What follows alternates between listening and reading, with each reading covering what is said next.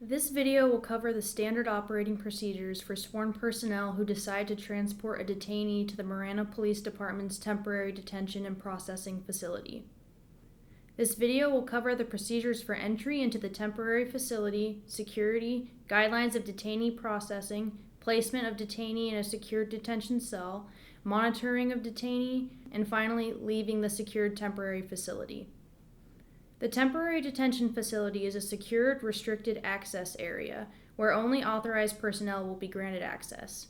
Further, the safety and general welfare of all detainees is the responsibility of all certified officers, who shall make reasonable efforts to ensure detainees are not exposed to any unnecessary safety hazards or unreasonable sanitation conditions. Officers should always refer to Marana Police Department's Policy and Procedures, Chapter 71, Processing and Temporary Detention. 71.1, Injury to Prisoner. 71.2, Restraining Prisoner. 71.3, Police Facility Prisoner Tracking. 71.4, Temporary Detention and Detention Cells. The purpose for the utilization of the temporary detention would be for processing for a DUI investigation, blood draw, DRE examination, or search warrant. Identification of a person utilizing the AFIS Digiscan equipment for positive identification of a subject, investigations requiring detainees to be interviewed by officers or detectives, or processing for misdemeanor, cite and release cases, and juvenile paper referral cases, juveniles released to parent cases. If a prisoner's behavior presents a serious threat of harm to officers or of damage to property, the prisoner shall be transported directly to the Pima County Jail or Juvenile Detention Center facility as appropriate and shall not be detained at the police facility in a detention cell. As a reminder, the officer's body-worn cameras will be recording the entire time law enforcement action is taken, which includes processing detainees and evidence within the detention facility.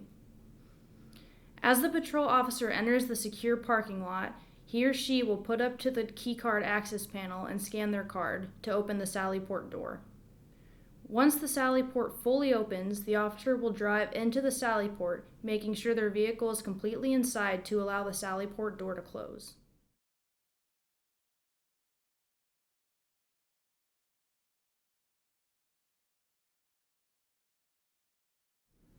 Once the sally port door closes, the officer can exit the patrol vehicle to secure his or her handgun into a designated gun lockbox.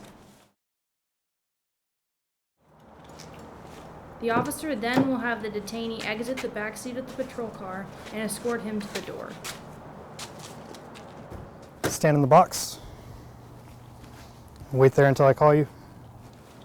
Having the detainee stand in the designated marked box, the officer will open the door with his or her key card.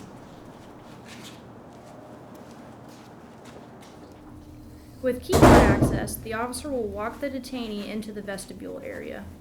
The officer has to make sure the door closes behind them before entering either the adult or juvenile side of the temporary detention area. We're going to go to 5. Remember, adults are taken to the left and juveniles are taken into the right side of the temporary detention facility. Also, as a reminder, there shall always be sight and sound separation between adults and juveniles. As the detainee is escorted into the detention area, the officer will walk the detainee to the entrance to the designated detention room. The officer shall visually inspect the room, making sure there isn't any debris or contraband prior to allowing detainee into a secured room. All right, separate your feet. Regardless of the nature of the crime in which the person was arrested or detained for, the officer shall do a thorough search of the person prior to placement in a detention cell. The detainee's shoes, socks, belt, and any other items are taken off and placed outside prior to placing person in the detention cell.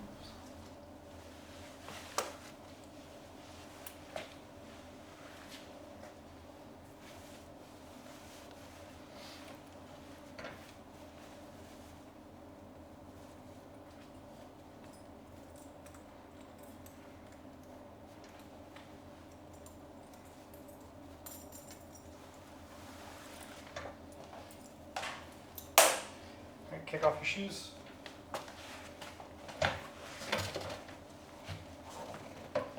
I'm going to remove your socks. Don't make any movements until I tell you. Lift your foot.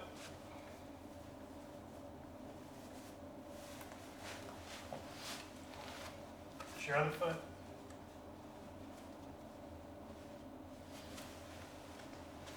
Alright, step into the cell.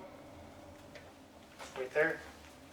I remove your cuffs. When I remove the cuffs, take your hand and place it on your head and do not move it. Do you understand?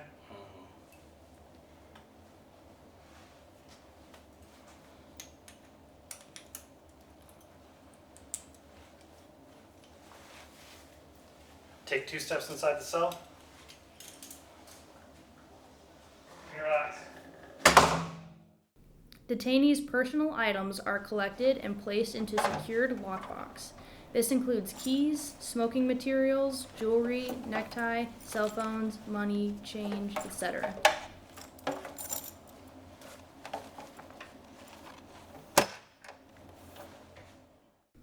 Once the door is closed, the officer logs the detainee's information into the logbook.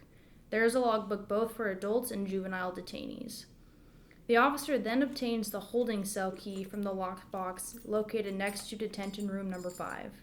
This lockbox is accessible using the officer's AD5 key. These keys shall be secured at all times and not left in a cell door. These keys shall always be returned to the lockbox prior to exiting the room, and never should a detainee have access to them.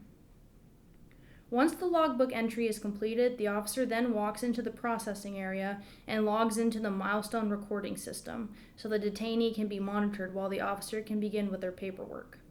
The milestone system is accessible in both the processing area and the evidence processing area. It is mandated that officers monitor a detainee a minimum of every 15 minutes. However, officers shall physically monitor detainees regularly, as the milestone system can time out and stop recording if there is no movement inside the detention room. Stand away from the door.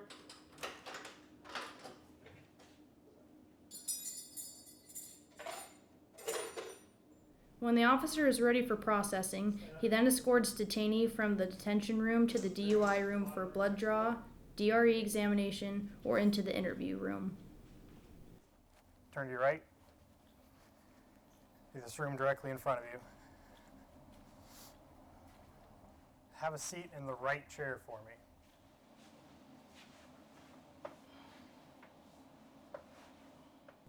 If the detainee is being interviewed, the officer will walk him into the interview room and secure them to the interview table. Have a seat in the chair. Place your hands on the table.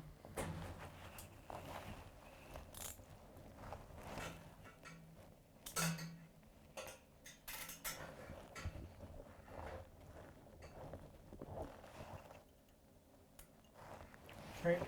Wait here, a detective will be in soon.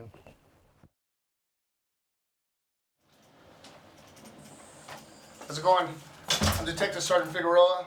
I want to talk to you a little bit about what's going on today. Stand away from the door.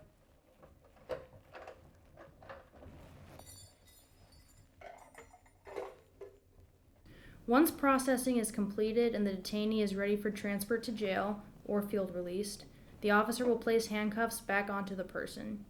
The officer will direct the subject to place his or her shoes and socks back on, leaving personal property, belt, jewelry, cell phone, money, etc., in a secured envelope in the possession of the officer to hand over to booking intake.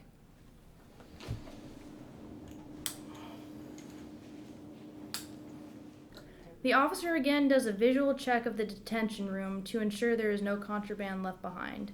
The officer shall flush both the toilet and drain prior to exiting. The officer escorts the detainee back into the vestibule and secures the detainee back into the patrol car.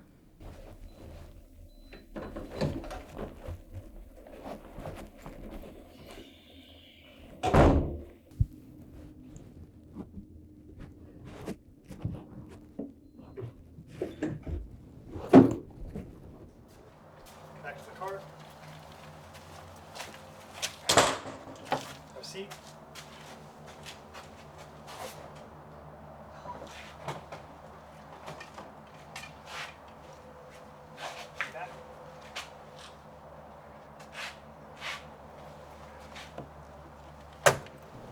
The officer retrieves his or her handgun from the lockbox and exits the sally port.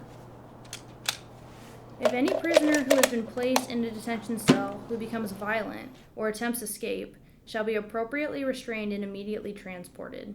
This behavior shall be documented, and the behavior documentation shall be provided to the jail or receiving official. Any subject who attempts suicide shall be checked by appropriate medical personnel. The officer should consider voluntary or involuntary committal options.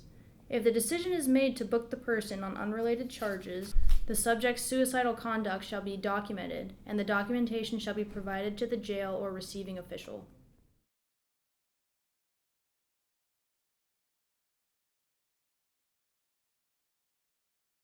If a subject becomes resistant or combative and the officer is in distress, the officer can use the emergency distress button on their portable radio, or utilize the distress kick plates, or red emergency buttons, which are located throughout the detention facility.